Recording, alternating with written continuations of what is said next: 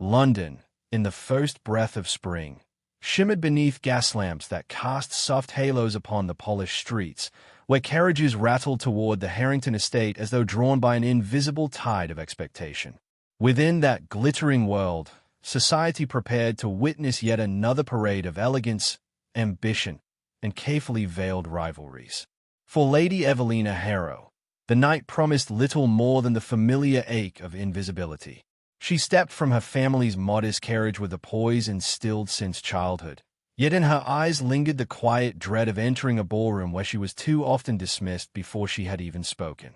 Evelina's gown, a soft dove-gray silk altered from her sister's previous season attire, whispered around her ankles as she crossed the threshold into the radiant hall. Chandeliers spilled constellations across marble floors, and violins breathed a waltz that fluttered through the air like silk ribbons. She moved with deliberate grace, offering polite smiles, though each one felt like a fragile mask. Guests turned their heads, not with interest but with faint recognition, as though acknowledging a portrait they had once passed in a corridor and quickly forgotten. Such was the quiet cruelty of the season's endless gatherings. Near the far end of the ballroom, Evelina spotted the familiar cluster of young ladies whispering behind embroidered fans. Their glances darted toward her with the sharpness of pins, then shifted away with dismissive amusement. She pretended not to notice, though each flicker of mockery tightened a quiet knot beneath her ribs. The night had only begun, and already she sensed the same narrative unfolding, the same whispered reminder that she, unlike her sister, had yet to inspire even the faintest hint of romantic pursuit. Still, she lifted her chin, determined to endure her role with dignity for this evening. It was then that the Viscount approached, Captain Lionel Reeves, a man celebrated more for his charm than for any authentic kindness. His uniform gleamed, his smile carefully practiced, and his eyes glimmered with the mischief of one who relished attention. "Lady Evelina," he said, dipping his head in a bow that felt more theatrical than sincere, "a pleasure to encounter you. Tell me, have you yet secured a suitor this season, or do you intend to maintain your admirable independence indefinitely?" His companion snickered, delighted by the cruelty dressed as jest. Evelina felt heat rise beneath her composed exterior. She forced a polite laugh, though the sound clung to her throat like frost. "I assure you, Captain Reeves, I am in no particular hurry," she replied, hoping the mildness of her tone would dissuade further ridicule. But he merely chuckled, stepping closer than courtesy required. "No hurry, indeed. Perhaps the gentlemen of London simply lack the bravery to appreciate subtlety." Another wave of laughter erupted. Evelina held her posture, the way her governess had taught, yet her heart curled inward, bruised by the spectacle forming at her expense, though she prayed the moment would dissolve before further humiliation could spread. Before she could retreat, a sudden hush swept across the ballroom as though a gust of winter air had extinguished every whisper. The Duke of Ravenscroft had entered. His Grace, Adrian Blackwell, cut a solitary figure in stark black evening attire, his posture erect with military precision, his expression carved from cool restraint. Conversations faltered. Admiration trailed him like a distant tide. Evelina felt rather than saw his gaze brush briefly in her direction, a fleeting acknowledgment that stirred something unbidden, though he quickly shifted his attention toward the Viscount still lingering too near for her comfort or composure alike. Captain Reeves straightened, attempting a show of respect, though the smugness remained etched across his features. "Your Grace," he said, bowing with an air of overfamiliarity. The Duke offered a curt nod before letting his gaze settle, with quiet intensity, upon Evelina. "Are you quite well, Lady Evelina?" he asked, his voice low enough to command attention without raising its volume. She blinked, startled by his directness. They had spoken only in passing on previous occasions, always with the formality expected between distant acquaintances. Never had he addressed her with such pointed concern, nor such unmistakable presence and gravity. "The lady is perfectly well," Reeves interjected too quickly, forcing a grin that failed to mask his irritation. "We were merely enjoying a harmless exchange." The Duke's eyes, cool and unreadable, rested on the man with a stillness that seemed to drain the room of warmth. "Is that so?" he murmured. The Viscount's bravado faltered. Evelina felt the tension crackle, a silent battle of wills unfolding beside her. Though she longed to escape the center of attention, the Duke's presence anchored her, lending a fragile steadiness to her breath, as though shielding her from ridicule's lingering shadow that night. Then, with a composure sharp enough to silence the remaining whispers, the Duke shifted his stance, directing his full attention toward her. "Since when?" he asked, the words soft but resonant. "Have you had a suitor, my lady?" The question, innocent in form yet seismic in context, rippled through the ballroom. Evelina felt every gaze return to her, heavy with anticipation. Reeves stiffened, and even the orchestra seemed to hesitate mid-phrase. Her heart thudded painfully, for the question exposed the very wound she strove to hide, and yet it reached her with unexpected gentleness, unsettling her guarded composure tonight.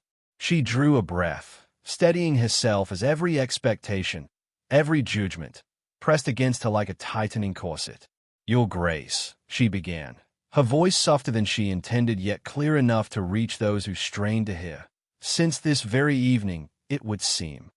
A wave of startled murmurs swept the room. Reeves stared, stunned. The Duke's expression, once immovable, flickered with unmistakable tension, as though her answer had struck a chord he had long denied existed. Evelina felt her pulse hammer, both terrified and strangely liberated. For the first time, she had spoken not to appease society, but to claim her own dignity at last.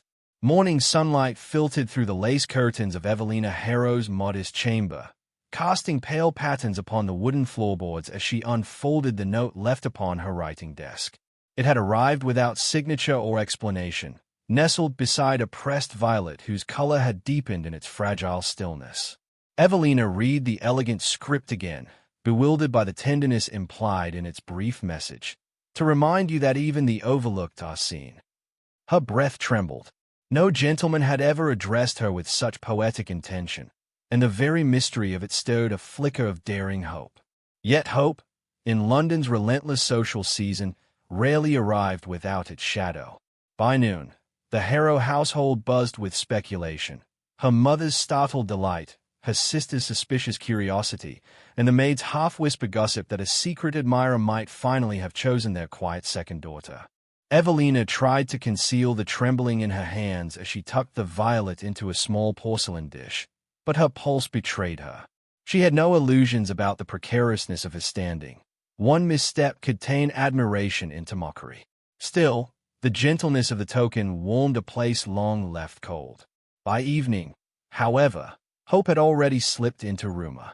The moment Evelina stepped from her carriage into the golden lantern glow of Bond Street's fashionable tea rooms, glances clung to her like static. Ladies leaned toward one another, eyes bright with avid interest. Two young debutantes giggled behind their gloves before one whispered, not nearly quietly enough, that Lady Evelina had received a clandestine declaration. Evelina's cheeks warmed despite her efforts to appear unaffected. She had endured gossip before, but never gossip about her. The novelty unsettled her, teetering somewhere between exhilaration and dread. When she returned home, a second token awaited her, this time left upon the silver tray in the entryway, nestled between calling cards from ladies she scarcely knew. Another violet, fresher than the first, accompanied a new line, "Some virtues bloom unseen." Evelina's breath hitched. Someone had gone to unusual lengths to ensure these tokens reached her discreetly. But who would dare such intimacy in a world that prized calculation over candor? She imagined a faceless gentleman writing by candlelight, compelled by sincerity rather than convenience. The thought alone made her heart flutter with a mixture of hope and disbelief. Yet the mystery was not solely hers to ponder. By the following afternoon, London's gossip columns had seized upon the emerging intrigue with ravenous enthusiasm. Anonymity invited speculation. Speculation invited scandal. One paper dared to suggest that a distinguished nobleman had set his sights on Lady Evelina. Another insinuated that her sudden rise in attention might unsettle more established beauties, who whispered among themselves with growing irritation. Evelina read each line with a sinking heart. She had never wished to become fuel for society's merciless appetite, and the sudden glare of attention felt scorching rather than flattering. At the next evening gathering, a modest garden party hosted by the Ashfords, the atmosphere shifted the moment Evelina stepped onto the lantern-lit terrace.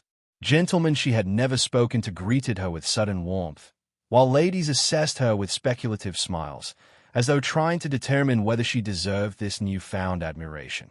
Evelina felt the unnaturalness of it all pressing against her ribs. She moved with practiced grace, yet beneath her composed exterior, uncertainty tightened like a corset pulled one notch too far. The violet hidden inside her reticule seemed to pulse with secret significance. She attempted to slip toward the quieter hedgerows when a familiar voice halted her. "Lady Evelina," Captain Reeves drawled, bowing with exaggerated politeness. "It appears you have become quite the sensation overnight. Should I offer congratulations or condolences?" His smirk revealed his preference for the latter. Evelina steadied herself. "Neither, Captain. Attention gained without cause is hardly a triumph." Reeves chuckled, stepping closer. But rumors seldom bloom without a gardener. Tell me, has some gallant finally discovered your virtues?" The words, though crafted as jest, cut deep, awakening the humiliation she thought she'd outrun since the Harrington ball. Before she could reply, the garden fell abruptly silent. Conversations rippled into stillness as the Duke of Ravenscroft appeared at the top of the stone steps, his dark attire stark against the warm glow of the lanterns. His gaze swept the gathering before settling unmistakably on Evelina. Reeves shifted uneasily, but the Duke did not grant him even a passing glance. Instead, he descended toward them with calm, unhurried steps, each movement radiating controlled authority. "Lady Evelina," he said, inclining his head, "I trust you are enjoying the evening." His voice carried just enough weight to silence any lingering whispers. Evelina felt a shiver run beneath her skin. The Duke had scarcely acknowledged her existence before the Harrington ball, yet now he addressed her with a gentleness that felt at odds with his austere reputation. "Indeed, Your Grace," she answered, mustering composure, "though the night has grown eventful." A fleeting shadow crossed his expression, so slight she nearly doubted it. Reeves opened his mouth to interject, but the Duke's quiet stare quelled him instantly. "Eventful evenings," he murmured, "often conceal more than they reveal." Evelina's pulse quickened, for his tone implied knowledge he should not possess. As she steadied herself, he stepped closer, not enough to breach propriety, yet near enough that she felt the quiet intensity of his presence. "These rumors," he said softly, "have grown rather elaborate. One might wonder who benefits from their spread." Evelina inhaled sharply, sensing an unspoken implication. Did he suspect she had fabricated the tokens for attention? The possibility stung, though she held her expression steady. "I assure you, Your Grace, I have encouraged nothing." His gaze softened, surprising her. "Then you should be wary. Admiration, when anonymous, can become a dangerous game." Before she could respond, a sudden rustle drew her eyes upward, where, upon the terrace, someone stood watching them, half hidden in shadow, holding a single violet still glistening with the evening's drifting mist there. The rain arrived without warning, sweeping across the charity exhibition grounds in a sudden silver torrent that drove guests scrambling beneath awnings and into nearby structures. Evelina found herself ushered toward the conservatory, its glass panes trembling beneath the downpour, its interior aglow with candlelight flickering among hothouse roses. Her breath misted faintly in the humid air as she stepped inside, heart still unsettled by the violet she had glimpsed upon the terrace only hours earlier that evening, one whose presence had lingered in her memory with quiet insistence long after the moment had passed away into uncertainty and wonder. She clasped her hands before her, attempting to steady herself, when the door swung open behind her and the Duke of Ravenscroft entered with rain clinging to the shoulders of his coat. He seemed carved from the storm itself, composed yet charged with unspoken tension. For a moment neither spoke. The thunder provided the only sound, rolling like distant unrest. Evelina felt her pulse accelerate, unsure whether the tempest outside or the intensity of his gaze unsettled her more. The Duke removed his gloves slowly, as though allowing time itself to gather around them in a charged silence between them. "You should not be alone in such weather," he said at last, his voice softened by the greenhouse's echoing warmth. "The garden paths flood quickly." She lowered her gaze, unsure whether to thank him or question why he followed her when so many sought his attention elsewhere. "I did not intend solitude," she murmured, "only a moment's reprieve." He stepped closer, careful yet inescapably present, his shadow mingling with hers on the damp stone floor. "Lady Evelina," he said quietly, "London speaks of you as though you have invited this sudden intrigue upon yourself and reveled in its reckless heat." Her breath caught at the implication, for though spoken gently, the words carried weight enough to bruise. "I have encouraged nothing," she replied, lifting her chin though her voice trembled. "These notes, these flowers, arrive without explanation." The Duke studied her carefully, as if searching for signs of pretense, yet all he found was earnest confusion. Raindrops drummed harder against the glass, casting trembling shadows across his features. "Then someone seeks either to honor you," he said, "or to compromise you." She swallowed, the latter possibility chilling her more than the storm. "I cannot determine which," she whispered in this gathering darkness. He moved closer still, and the faint scent of rain-dampened wool mingled with the sweetness of orchids nearby. "There are men," he murmured, "who take pleasure in games played at ladies' expense." Evelina's eyes widened, not from fear alone but from the fierce protectiveness threading through his tone. "And you believe I am a target?" she asked. "I believe," he said, "that you deserve truth, not torment." Emotion swelled unexpectedly in her chest. Few had ever spoken to her with such conviction. "You scarcely know me," she whispered. "Yet it seems," he replied, "that anonymity troubles me more than candor." A crack of thunder shook the conservatory, and Evelina flinched before she could mask the reaction. The Duke noticed, his expression softened with a tenderness so fleeting she wondered whether the storm had conjured it. "You need not fear me," he said. "I fear nothing save misunderstanding," she answered, surprised by her own honesty. She sensed a shift between them, subtle yet undeniable, as though the rain had washed away some invisible barrier. He studied her with an intensity that made her pulse flutter. "Then speak plainly, Lady Evelina. What troubles you most about these tokens and their silent maker?" Her answer emerged before caution could restrain it. "That they promise affection I have never known," she said softly, "and that I may be foolish enough to believe them." A fragile silence stretched between them, filled only by the rain's insistent rhythm. The Duke's jaw tightened, as though her confession struck somewhere unguarded. "You speak," he murmured, "as one who has been denied what others receive without effort." Evelina looked away, her throat constricting. "I'm accustomed to observing life from the periphery." He stepped closer. "Perhaps," he said, "you underestimate the effect you have on those who see clearly." Her breath unsteadied, for his words brushed dangerously close to longing. "You speak as though you count yourself among them," she whispered. The Duke hesitated, then inclined his head in a gesture both subtle and startling. "I do." The admission rippled through her like sudden warmth. Lightning cast brief brilliance across his face, revealing vulnerability beneath his reserve. "I have watched you," he continued, "strive for grace amid mockery, endure indignity with quiet courage. London underestimates you." Evelina's heart trembled. "And you?" she asked. His voice lowered. "I cannot claim impartiality. Your suffering has never left me unmoved, until now." Thunder rolled again, but neither looked toward the storm. Evelina felt the moment bending toward something irrevocable, yet she feared misinterpreting compassion as desire. "Your Grace," she said softly, "words spoken in shelter from the rain may not endure the morning." He stepped nearer, the distance between them narrowing like the final measure of a waltz. "Then let me be clear," he replied. "This is no fleeting impulse." Her pulse leapt painfully.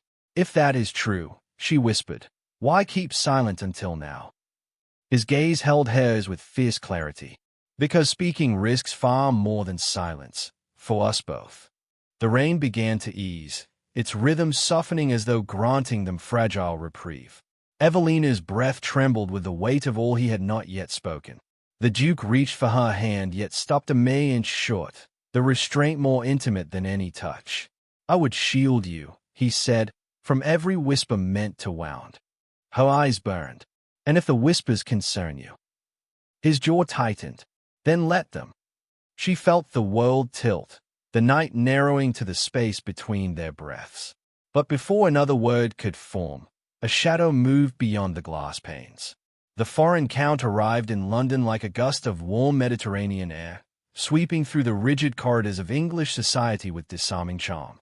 Count Alessandro de Luca possessed an effortless smile, a melodic cadence to his speech, and a gallantry that felt almost theatrical beside the reserve of British gentlemen. Evelina first encountered him at Lady Farrington's music hall, where he bowed over her hand with unabashed admiration, declaring that her presence rendered every note an echo merely chasing beauty. The remark, though extravagant, startled a laugh from her, a sound that had grown rare since the rumors began. The Count's attention was unmistakably earnest, and for the first time in many seasons, Evelina sensed the possibility of genuine choice flickering before her with delicate promise. Yet as her prospects brightened, the Duke of Ravenscroft grew increasingly distant, as though the confession he had nearly spoken in the greenhouse had cost him the ability to remain steady in her presence. He greeted her with perfect propriety at every gathering, yet his eyes followed her with an intensity that unsettled her composure. When the Count addressed her during the music hall, the Duke's jaw tightened almost imperceptibly. Evelina felt torn between gratitude for the Count's open admiration and a restless yearning she could not name, one that stirred only when the Duke entered a room, commanding the air with disciplined grace. His silence spoke louder than any gesture, a quiet torment threaded through each glance he struggled not to give. London took immediate notice of the brewing triangle, treating it as delicious entertainment. Invitations flooded the Harrow residence, suddenly eager to feature Evelina among their guests. At the Somerset's afternoon tea, ladies flitted around her like curious birds, each trying to decipher which gentleman held her favor. Evelina answered politely, yet she felt increasingly adrift amid their speculation. The Count's thoughtful attentions, carriage rides, rare flowers, gentle conversation, should have soothed her uncertainty, but instead they amplified the echo of the Duke's near confession. She had lived so long in the shadows that the sudden brightness of two competing affections threatened to overwhelm her. Still, beneath the tumult, she sensed a shift within herself, a growing resilience, a soft but steady refusal to shrink as she once had. Everything changed at Lady Weatherby's masquerade. Moonlight streamed through tall arched windows, shimmering across masked guests who moved like dream figures among swirling silks and candlelit corridors. Evelina wore a gown of midnight blue satin, its daring neckline a subtle rebellion encouraged by her sister. The mask, feathered in silver, lent her an uncharacteristic boldness. When she arrived, admiration rippled through the room like a hush of wind. The Count approached first, offering his hand for the opening waltz. She accepted, grateful for his warmth, though her heart beat with restless anticipation. From the corner of her eye, she saw the Duke enter, unmasked, as though daring the world to question him. His gaze found her instantly, faltering for the briefest moment before hardening into immaculate composure. The waltz carried Evelina across the polished floor, the Count's movements fluid and attentive. Yet her awareness of the Duke lingered like a shadow at her shoulder. When the music ended, the Count pressed her hand with affectionate certainty. "You belong to brightness, Lady Evelina," he murmured, "if you choose it." Before she could reply, a familiar presence approached, still as winter night but charged with unspoken purpose. The Duke bowed to the Count, his formality razor-sharp, then turned to her with a tension that felt perilously close to confession. "Lady Evelina," he said, "may I request the next dance?" The Count's brows rose, but he released her hand with reluctant dignity. The room seemed to exhale in astonishment. The Duke's gloved fingers closed gently around hers, guiding her into the center of the ballroom. When the music began, a slower, more intimate waltz, Evelina felt as though the world had narrowed to the space between their steps. His hand rested at her waist with careful restraint, yet she sensed the storm beneath his composure. "You have changed," he murmured, voice low enough for only her to hear. "London sees it. I see it." She met his gaze, finding both longing and regret tangled there. "I am merely learning to stand where once I faded," she replied. His breath tightened, and in doing so, he said, "You unmake every certainty I trusted." They moved in measured harmony, yet each turn felt like an unraveling. Evelina felt the truth pressing between them, heavy as the velvet curtains framing the hall. "Your Grace," she whispered, "if there is something you wish to say, do not wait until silence becomes cruelty." His steps faltered, just once. "If I speak," he murmured, "I risk losing what little claim I have to righteousness." She swallowed, heart pounding. "Then be unrighteous," she said softly.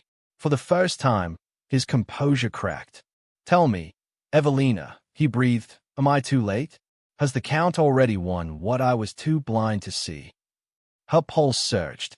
"I cannot answer," she whispered, "without knowing what it is you believe you have lost." The music drew to its final measures, but the Duke held her as if reluctant to release her to the world that watched with breathless fascination. "I have been a coward," he said quietly, mistaking silence for safety. "But every moment I denied what I felt has only strengthened its hold." Evelina's breath trembled at the intensity beneath his restraint. "Then say it plainly," she urged. His eyes darkened with a truth too long withheld. But before he could speak the words, the Count stepped forward, bowing with flawless courtesy yet unmistakable urgency. "My turn, I believe," he said. The Duke's hand released hers with slow, reluctant precision. Evelina turned in confusion as the Duke stepped back, the lines of his face rearranging into a mask of controlled neutrality. The Count offered his arm, but her thoughts spun, caught between one man's unspoken confession and the other's steady devotion. The Duke inclined his head. "I hope," he said softly, "your evening continues as you wish it." She opened her mouth, desperate to bridge the sudden distance, but he withdrew before she could speak. The crowd closed around them, whispering feverishly as the Duke disappeared into the sea of masked faces. And when Evelina looked toward him again, he was gone, leaving behind only the echo of the words he had not dared to say. Winter settled upon London with a hush that felt almost ceremonial, cloaking the grand charity gala in a shimmering veil of frost and anticipation. Evelina arrived beneath lanterns that burned like captive stars, her breath swirling in delicate clouds as she stepped through the towering doors into a world thrumming with polished brilliance. Inside, warmth rushed over her, but it failed to quiet the unease coiling in her chest, for she had not seen the Duke since the masquerade, and his absence had echoed through every hour with maddening clarity. The Count had visited her twice in that span, each time with courteous attentions and gentle inquiries, yet she sensed he looked always beyond her, searching for the shadow of another in the corners of her gaze. She wished she could silence that shadow herself. But the gala was no place for reflection, for the evening pulsed with music and murmurs, and every guest seemed sharpened by the cold as they moved through the firelit hall in glittering procession. Evelina walked among them with careful poise, though she felt the familiar prickle of whispers following her, gentler than before yet edged with insatiable curiosity. A lady brushed past and murmured something about suitors. Another sighed wistfully that a mystery this delicate belonged in a novel.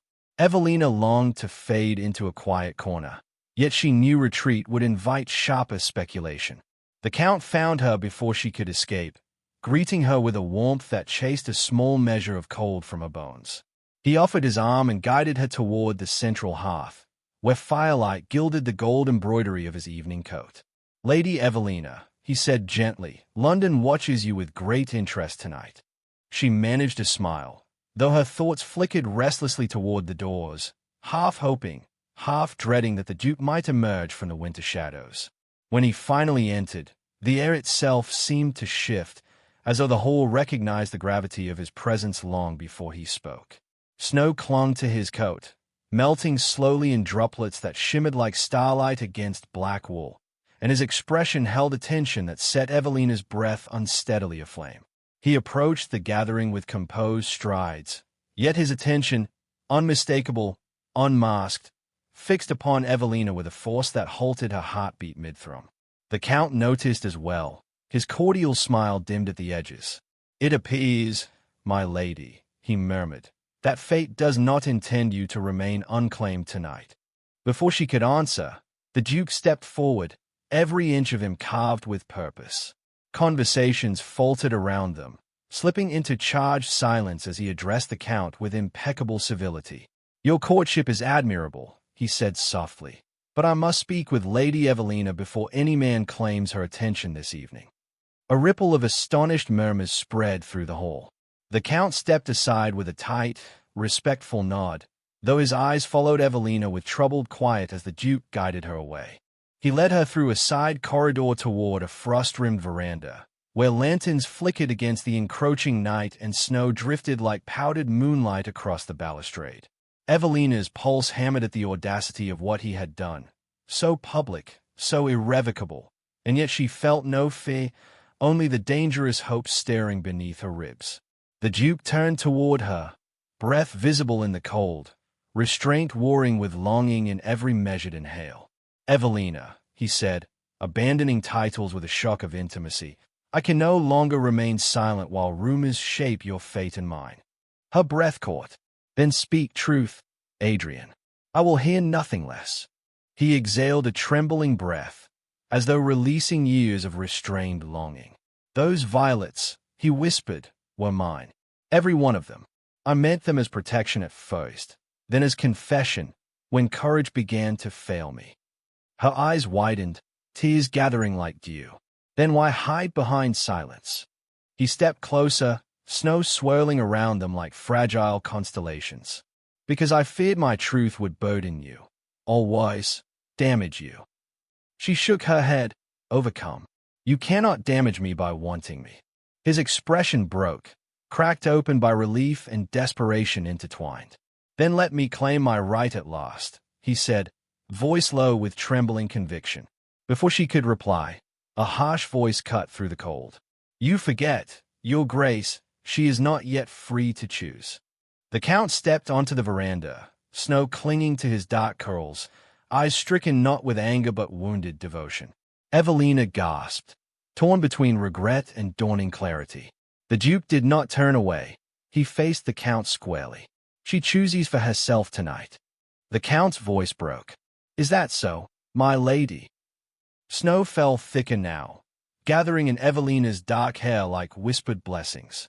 She stepped forward, heart steady at last. "It is." The Count bowed his head, pain softening into acceptance, and retreated with silent grace. Evelina turned back to the Duke, breath trembling. "It was always you." His eyes shone with unguarded devotion as he offered his hand. She placed her fingers in his, and warmth surged between them despite the winter cold. The Duke drew her close, forehead nearly touching hers. "Then allow me to begin again, this time without fear." She smiled through tears, the world narrowing to the two of them beneath the swirling snow. Yet just as their hands intertwined more firmly, the veranda lantern flickered in a sudden gust, casting a shifting glow that revealed a document half buried in snow at their feet, sealed with a crest neither of them recognized, marked with Evelina's name in ink as dark as midnight. And though she reached for it with cautious fingers, the Duke gently stayed her hand. For the arrival of such a message at such a moment could only mean that their trials were not yet ended, and that the truth they had finally embraced would soon be tested by forces still lurking in the cold around them that night.